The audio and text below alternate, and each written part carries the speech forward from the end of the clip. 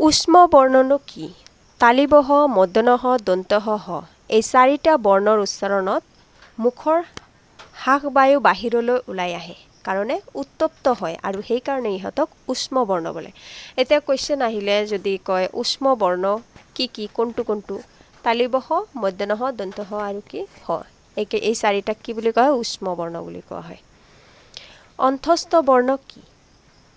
২৯ জ, ৰ, ল, ৱ, এই বৰ্ণৰ উচ্চাৰণ স্বৰ আৰু ব্যঞ্জনৰ মাজত হোৱাৰ কাৰণে ইহঁতক অন্ত্যস্ত বৰ্ণ বুলি কোৱা হয়। অন্ত্যস্ত বৰ্ণ কোনকেইটা কোৱা হয়? ২৯ জ, ৰ, ল আৰু ৱক অন্ত্যস্ত বৰ্ণ বুলি কোৱা হয়। কিয় কোৱা হয়? এই বৰ্ণৰ উচ্চাৰণ কি? স্বৰ আৰু ব্যঞ্জনৰ মাজত হোৱাৰ কাৰণে ইয়াত অন্ত্যস্ত বৰ্ণ বোলে। আজি আমি ডিছকাছ কৰিম ঘোষ বৰ্ণ বা নাদ বৰ্ণনো কি?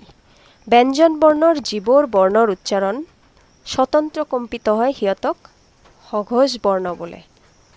সঘোষ বৰ্ণ বৰ্গৰ তৃতীয়, চতুৰ্থ আৰু পঞ্চম বৰ্ণবিলাকক সঘোষ বৰ্ণ বুলি কয়। সঘোষ বৰ্ণক আমি নাদ বৰ্ণ বুলিও ক'ব পাৰি।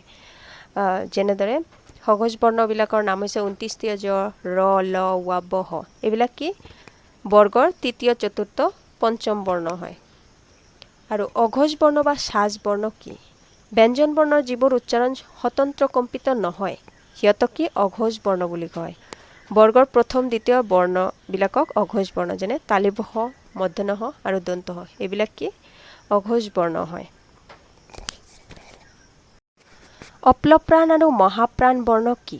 বৰ্গৰ প্ৰথম, তৃতীয় আৰু পঞ্চম বৰ্ণকেইটাক কি বুলি কোৱা হয়? অপ্লপ্ৰাণ বৰ্ণ বুলি কোৱা হয়। যেনে ক, খ, ঙ, চ, বৰ্গীয় জ, ঞ, ট, ড, ন, ত, দ, ন, প, ব, ম এইবিলাকক কি? অপ্লপ্ৰাণ বৰ্ণ বুলি কোৱা হয়। বৰ্গৰ দ্বিতীয় আৰু চতুৰ্থ বৰ্ণকেইটাক মহাপ্ৰাণ বৰ্ণ বোলে। যেনে খ, ঘ, ছ, ঝ, ঠ, ঢ, থ, ফ, ভ এইবিলাক কি? এইবিলাক হৈছে মহাপ্ৰাণ বৰ্ণ। বৰ্গৰ দ্বিতীয় আৰু চতুৰ্থ। দ্বিতীয় মানে কি? ক প্ৰথমত আহে, তাৰপিছত দ্বিতীয়ত কি আহে? খ আহে। এনেকৈ খৰ পিছত কি? গ, তাৰপিছত ঘ এনেকৈ। সেইকাৰণে ইয়াক দ্বিতীয়, চতুৰ্থ বৰ্ণ বোলা হৈছে।